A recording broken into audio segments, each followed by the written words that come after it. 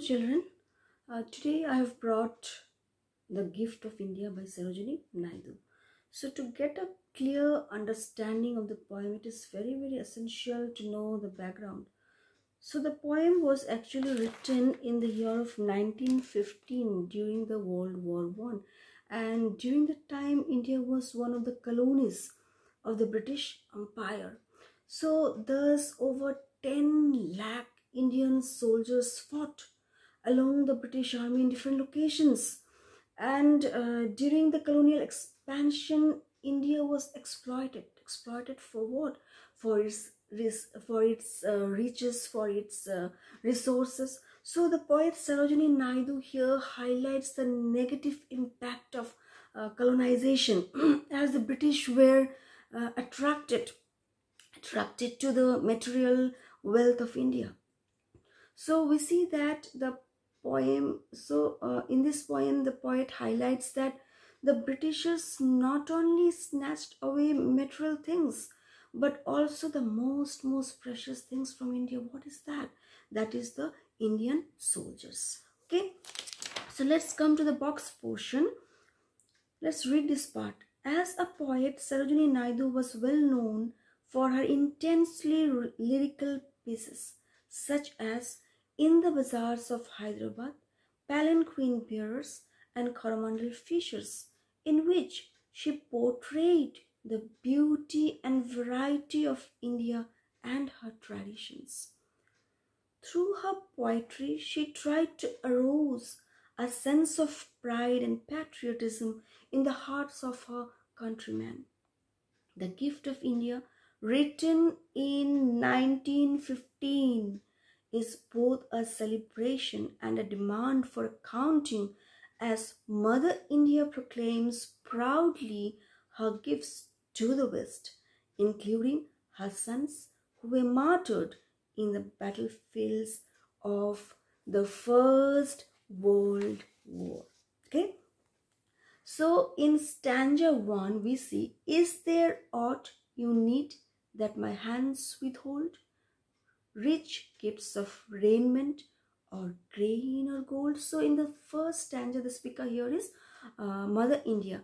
So Mother India here raises a rhetorical question.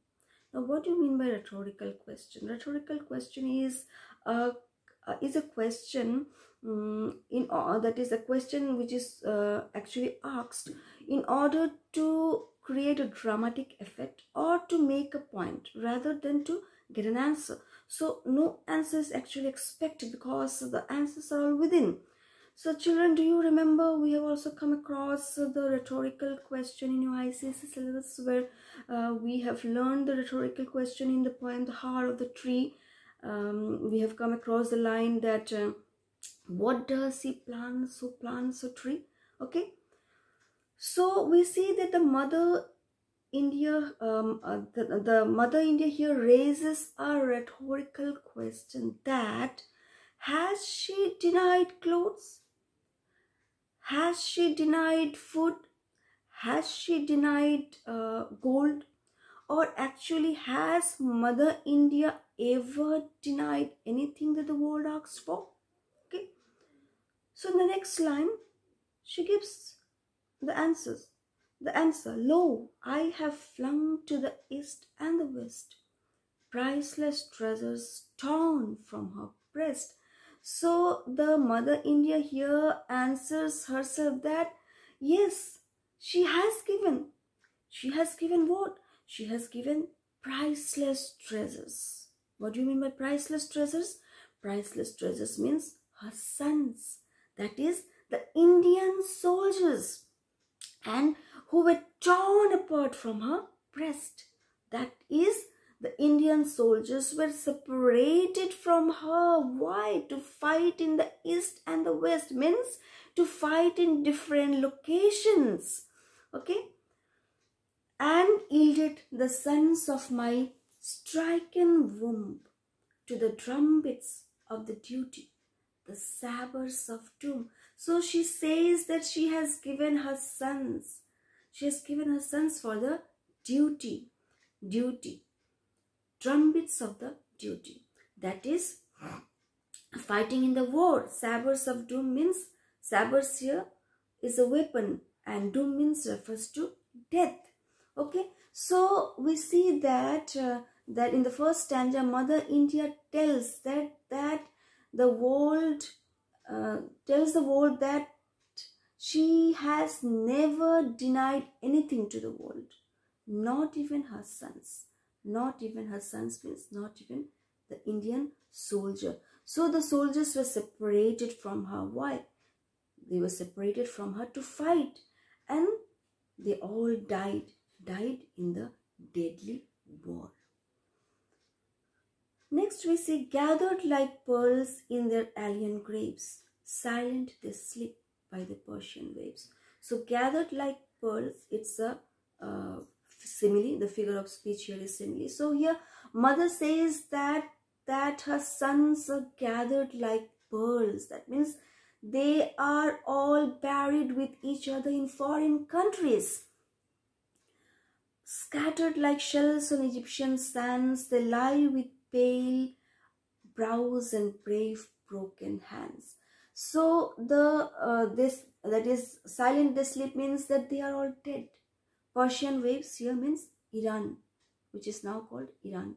So their bodies are all now lying there in pathetic condition. They are all dead now. So they are all trimmed by chance. Now what do you mean by chance? By chance means that the soldiers actually did not deserve to die. And then we come across the line here, see that they are strewn like blossoms mown down by chance on the blood-brown meadows of Flanders and France. So Flanders means Belgium.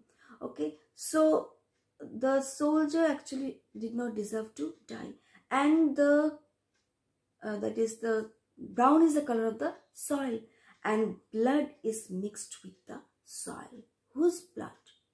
The Indian soldiers' blood.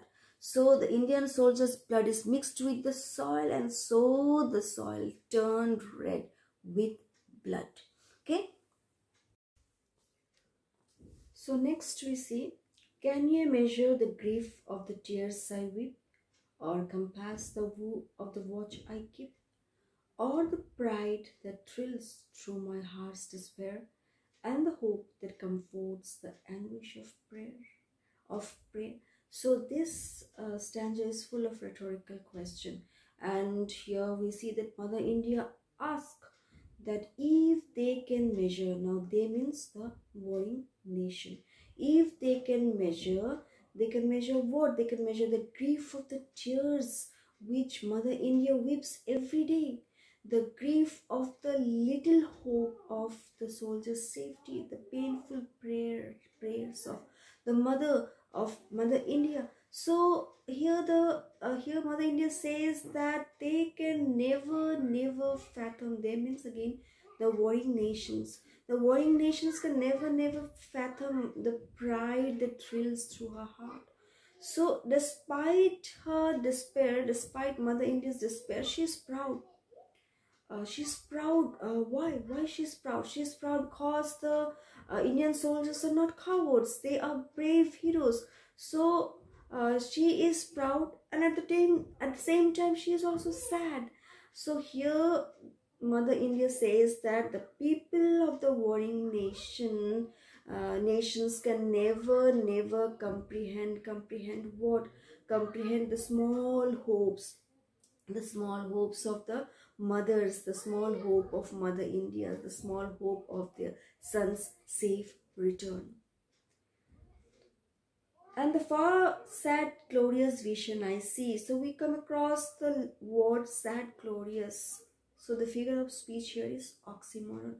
So children, do you remember we also have come across oxymoron, this figure of speech in your ISC syllabus, that is from the poem The Cold Within, where we have come across that is forlorn group. Forlorn means lonely, and group means collection. So when two contradictory terms are placed together, the figure of speech is oxymoron. Okay, when the terror and the tumult of hate shall cease, and life be refashioned on anvils of peace, and your love shall offer memorial thanks. So in the last stanza, Mother India highlights that when the deadly war will end, life will go to normal, and at that time people will remember and will remember the soldiers and thank out of love, thank out of respect the comrades. The comrade means the brave soldiers who fought in the war. So the people will also honor the soldiers. And so here the poet highlights, see here, and life be refashioned on anvils of peace. So anvils of peace implies that the process of getting life back to normal will not be an easy one. So here Mother India also comments on the after effects of war. And you honor the deeds of the dauntless ones. Remember the blood of my martyred sons. So the poem started as a celebration of India's contribution to what? Contribution to the cause of others. But it ends up as a strong war poem, concentrating both on the evils of destructions and war brings, and the courage and the honor of the soldier. So the theme of the poem is only patriotism. So mother's earnest pleas for peace. So she wants us to honor the soldiers for the noble cause. So the sacrifices of the Indian soldiers should not be undermined. Okay. We also come across a lot of figure of speech, similes like gathered like pearls and scattered like shells on Egyptian sands and strewn like blossoms. So gathered like pearls, it's a simile because the dead soldiers are compared to pearls. Scattered like shells, the dead soldiers are compared to shells. And strewn like blossoms, again the dead soldiers are compared to cut flowers. And we also come across metaphors like priceless treasures and sabers of doom. Okay, we come across oxymoron, as I have already highlighted, sad, glorious, and personification as well. That is the last line, blood of my martyred sons. Okay, and we also come across a lot of alliteration. So silent they sleep by the Persian waves, as scattered like shells on Egyptian sands, as. Then they lie with pale brows and brave broken hands. Be brows, be brave and broken be. And then blood brown be. Okay, and as I have told you, there are rhetorical questions. And we also come across a lot of images, color images like gold, and sound images, that is trumpets. Okay, so what you have to prepare from this particular poem is definitely the theme, and the theme is patriotism, and along with that you also prepare the critical estimate. Okay, so enough for today. I hope you all have understood. Thank you and have a great day.